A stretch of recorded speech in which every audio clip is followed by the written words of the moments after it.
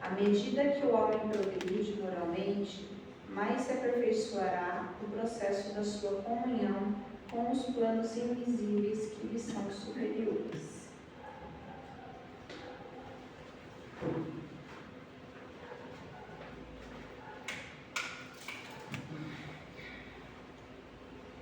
Eu vou pedir a todos agora a fechar os seus olhos, se acomodar nos seus assentos, para levar os seus pensamentos ao nosso querido Mestre Jesus. Vamos agradecer mais uma oportunidade de estarmos aqui reunidos para mais um dia de aprendizado. Para iniciar, vamos fazer a prece que o nosso Mestre nos ensinou. Pai nosso que estais nos céus, santificado seja o vosso nome. Venha a nós o teu reino e seja feita a tua vontade, assim na terra como no céu. O pão nosso de cada dia dai-nos hoje, perdoai-nos as nossas dívidas, assim como nós perdoamos aos nossos devedores. E não nos deixeis cair em tentação, mas livra-nos, Senhor, de todo o mal, pois é teu o poder, o reino e a glória, agora e para sempre, que assim seja. Gratidão.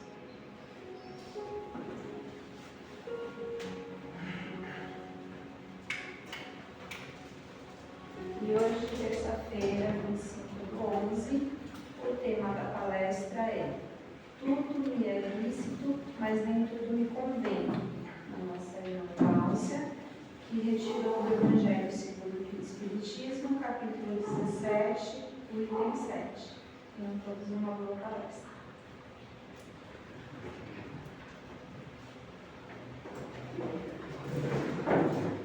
Boa noite a todos. Boa noite. Sejam todos muito bem-vindos a essa casa de Jesus. O encontro de Paulo com Jesus na estrada de Damasco mudou completamente a vida dele. De perseguidor de Jesus, ele passou a ser um dos maiores defensores e ajudou a difundir as suas ideias pelo mundo. Paulo dedicou o resto da sua vida no trabalho para o Mestre. Ele escreveu 14 epístolas, que eram cartas endereçadas às comunidades cristãs da época. Estas cartas orientavam cada uma destas comunidades a como seguir os ensinamentos do Mestre no dia a dia, na vida, na terra. Porque muitos daqueles povos, eles haviam se perdido dos ensinamentos do Mestre na vida prática, na vida, na terra, buscando pela sobrevivência. Uma época em que a justiça dos homens não era para todos. E na primeira epístola aos Coríntios, Paulo escreveu uma frase que até hoje nos faz refletir sobre o livre-arbítrio. Ele disse assim: tudo me é lícito, mas nem tudo me convém. Eu posso fazer qualquer coisa, mas não devo fazer algumas coisas. Eu sou livre para escolher o que fazer, mas algumas escolhas não serão boas para mim nem para os outros. E assim como aqueles povos precisavam de orientações práticas para seguir os ensinamentos de Jesus, nós ainda precisamos de orientações práticas para seguir os ensinamentos de Jesus nas nossas jornadas. Porque na vida, na Terra, o tempo todo nós nos deparamos com dilemas. O que eu quero fazer e o que eu devo fazer. Como escolher o que é certo e justo? Como equilibrar entre as necessidades materiais e as obrigações morais?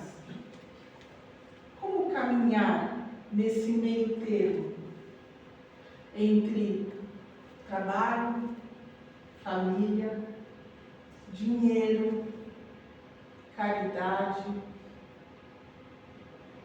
entre o reconhecimento que nos infla o ego e a humildade?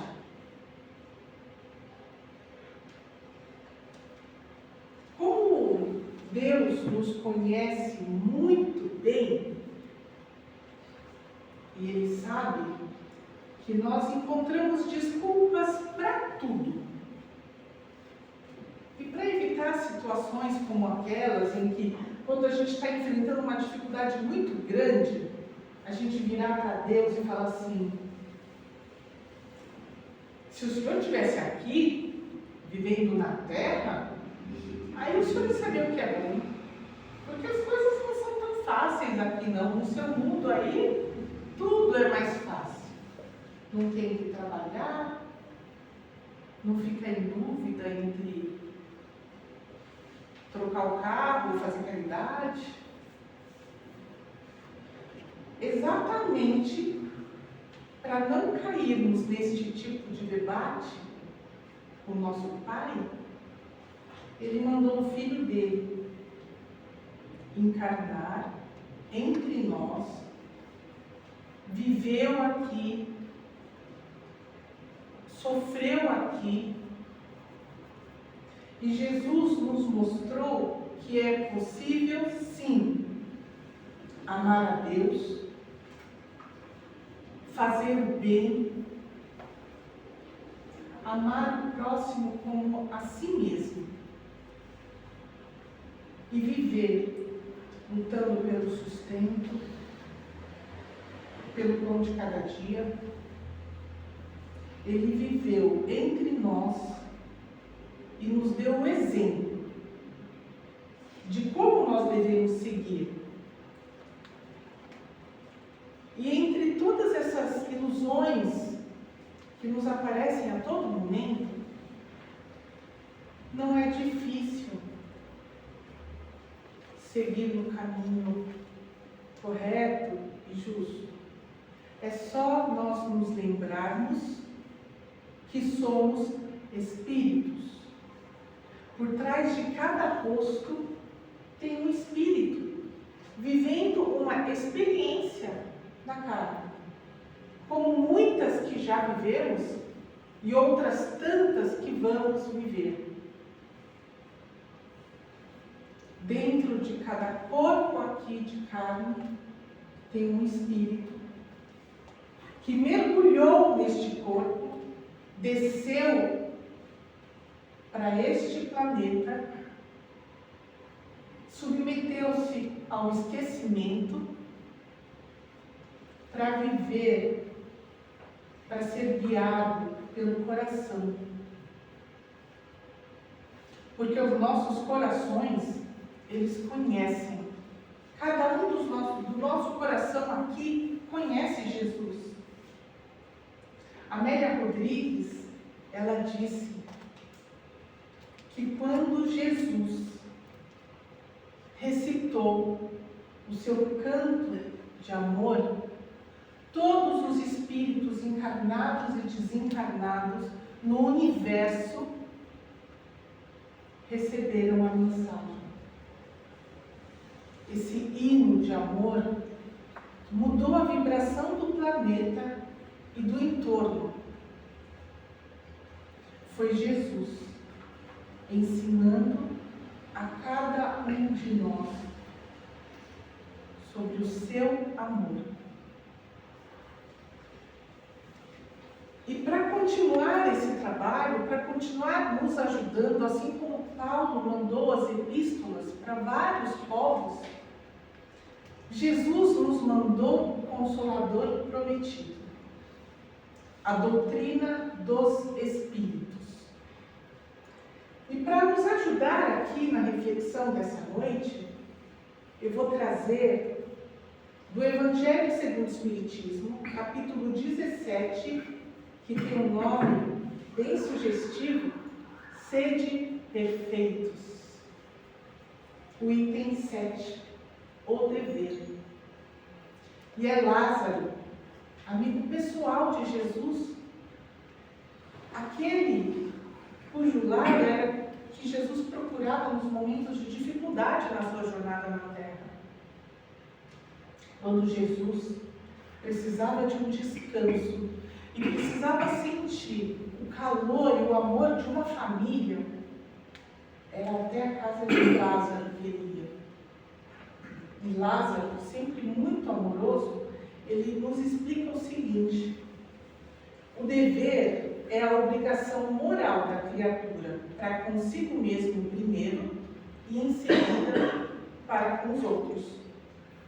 O dever começa no ponto em que a felicidade ou tranquilidade do próximo é ameaçada e termina no limite que não se deseja que o outro ultrapasse o seu. O dever íntimo do homem fica entregue ao seu livre-arbítrio. Suas vitórias não têm testemunhas e suas derrotas não estão sujeitas à repressão. A consciência o adverte e sustenta, mas muitas vezes mostra-se impotente diante dos sofismas e da paixão. O sofisma é aquilo que parece certo, mas não é certo. E a Terra está cheia disso. Cumprir o dever é exercer o livre-arbítrio com consciência e responsabilidade. E aí Lázaro ainda explica que Deus, em sua infinita sabedoria, ele criou os homens suscetíveis à dor. Todos sofrem pelas mesmas causas, independente de raça, religião, condição social, grau de instrução, todos sofrem. E nessa igualdade diante da dor, Deus nos coloca numa posição onde fica mais fácil respeitar o outro. Porque os nossos passos devem respeitar os passos dos outros, porque todo mundo sabe como dói quando alguém pisa no nosso calo. Esse é o limite. Eu sei que aquilo que eu falo e faço para o outro pode doer, porque eu também sofro. Sofro de amor, pela saúde, pela partida de alguém muito querido que foi. Sofro pelo perdão calado. Eu sofro de arrependimento. E nós ainda precisamos muito das cartas de Paulo, do nosso mestre nos dizendo, nos lembrando dos seus ensinamentos todos os dias. E a gente busca isso nas casas espíritas, nas igrejas, nas leituras, nas orações, nas preces. Nós buscamos orientações práticas de como seguir nessa caminhada sem esquecer o que Jesus exemplificou aqui.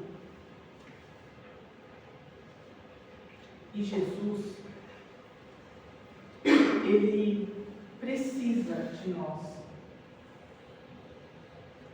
Assim como naquela época, encarnado, Ele teve os seus discípulos que estiveram com Ele muito próximo no dia a dia, para quem Ele ensinou, exemplificou, corrigiu. Nós aqui, que estamos aqui, nós conhecemos Jesus. Mas no mundo de hoje, muitos não conhecem. Um mundo acelerado, um mundo onde cada vez mais tudo nos parece lícito. Um mundo onde as tentações chegam o tempo todo, na palma da mão. E onde muitas vezes nós não temos tempo para analisar o que nos convém.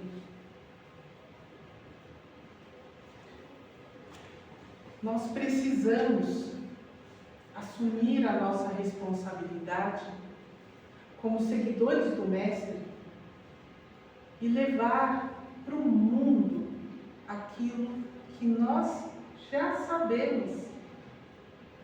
Dividir um pouquinho que nós recebemos a cada vez que nós frequentamos uma casa, a cada leitura,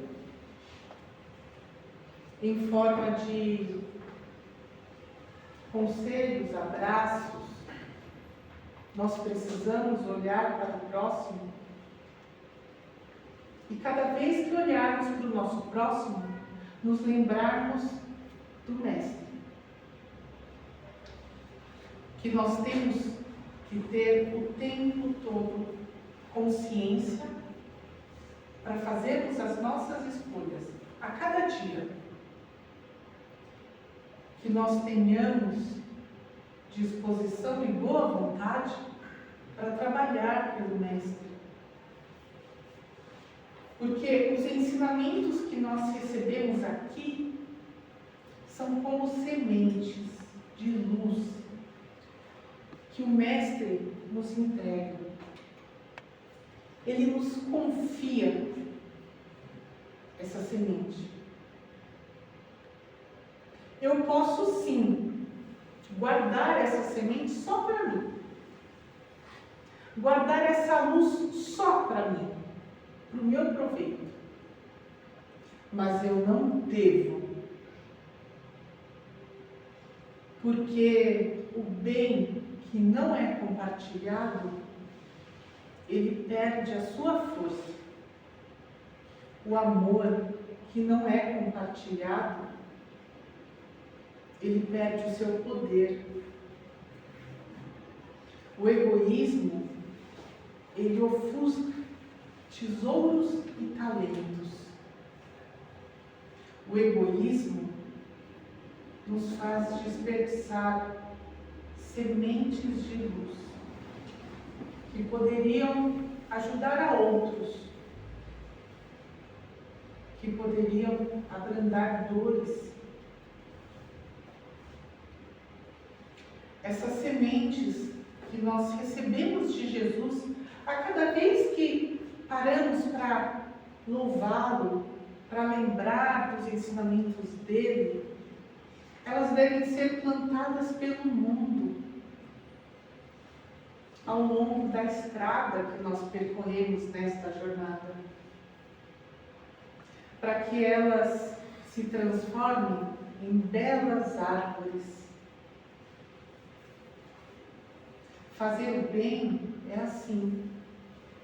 Nós não precisamos pensar em alguém, direcionar, fazer o bem só para um ou para outro.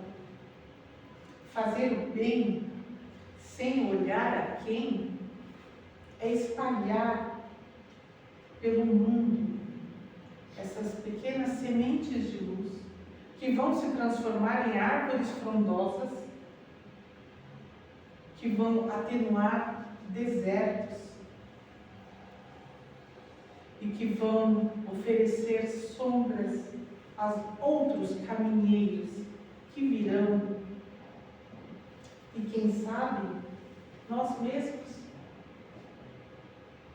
ao longo de nossas caminhadas, quantas vezes nós descansamos à sombra de uma árvore que não fomos nós que plantamos. A obra de Deus é assim. A força do bem, ela é inteligente. Não precisa ser direcionada a um ou ao outro. Ela encontra o seu destino. E nunca acaba. A cada um que ele encontra e cura dores e auxilia no momento de dificuldade, a luz do amor de Jesus ganha força. E nós podemos oferecer de volta para o mundo. Porque é assim que deve ser. Deus nos deu o livre-arbítrio, nos enviou o seu Filho para nos lembrar como utilizá-lo. E o tempo todo nós recebemos epístolas, cartas, boas ações que nos chegam, não se sabe de onde.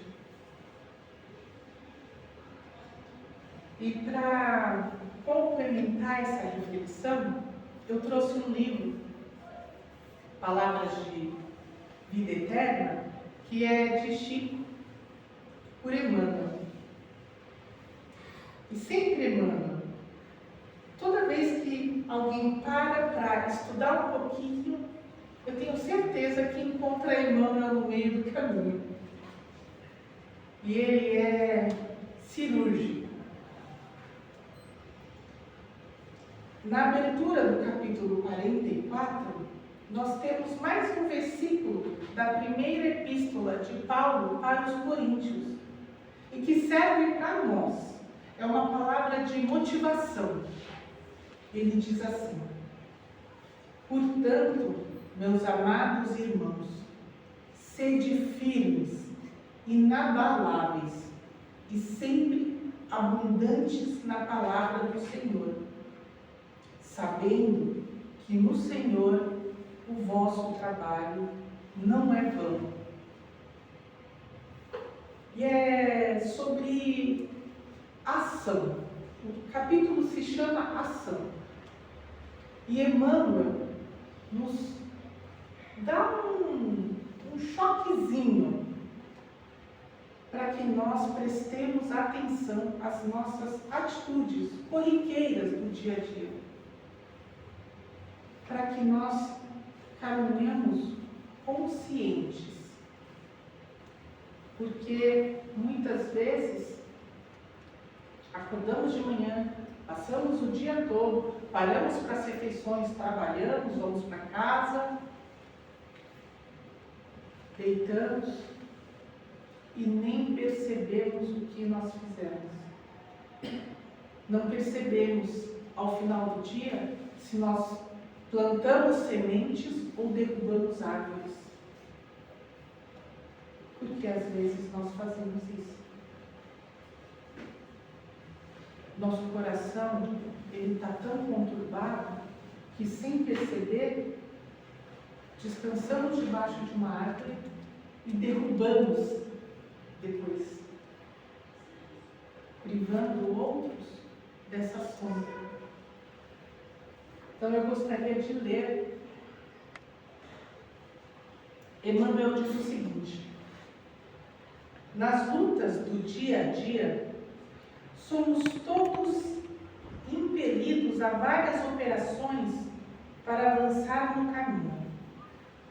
Sentimos, desejamos, pensamos, falamos, estudamos, aprendemos, conhecemos, ensinamos, analisamos, trabalhamos.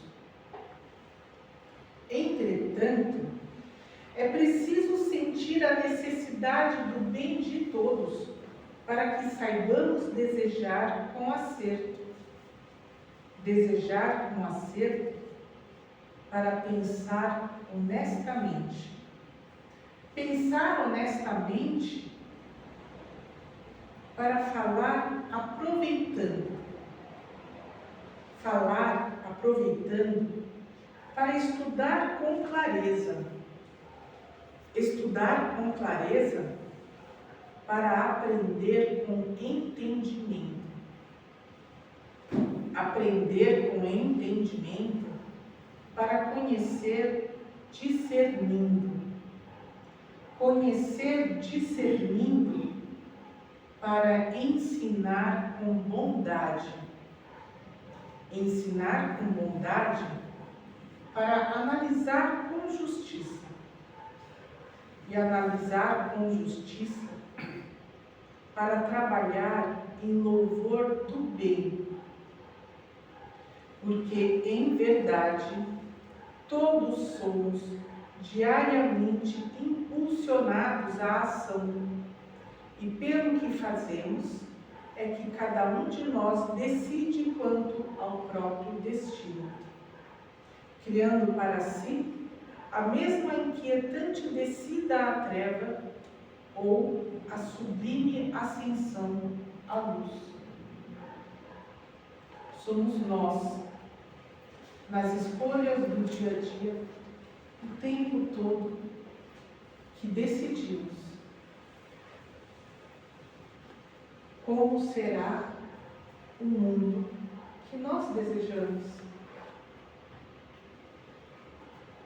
Nós não somos passageiros passivos neste mundo de transição.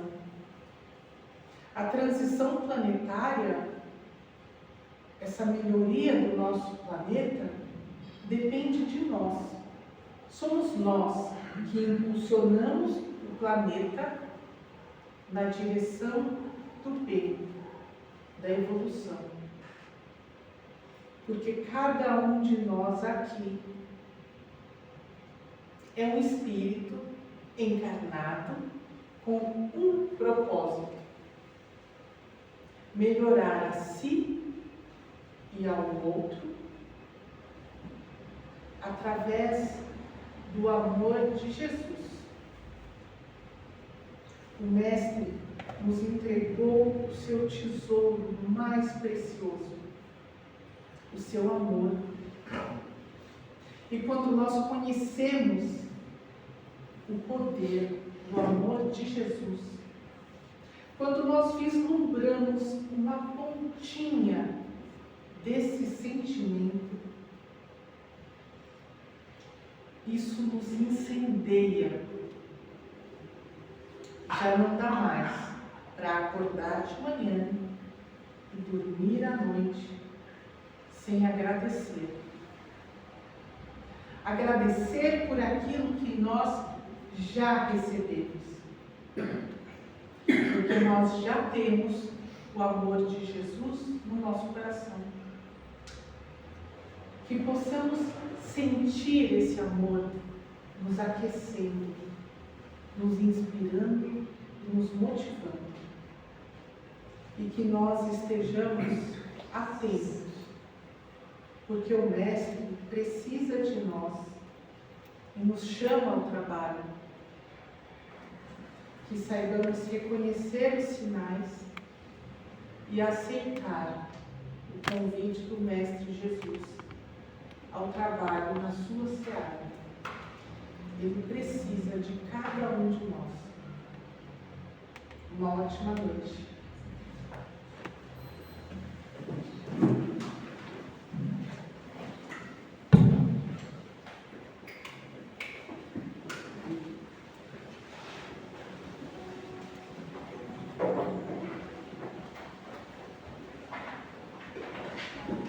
Vamos nos acomodando nos nossos lugares novamente, com os olhos fechados, os pensamentos em nosso Mestre Jesus, nessas belas palavras da nossa irmã Glaucia. Vamos pensar em Jesus caminhando pela nossa casa, cuidando dos nossos e abençoando a todos os irmãos que não puderam estar aqui hoje, que saiamos daqui hoje embebidos por essa palavra, por esse ensinamento, que toque os nossos corações e colocamos em prática amor e caridade, que foi o que o nosso Mestre nos deixou. Uma boa noite a todos.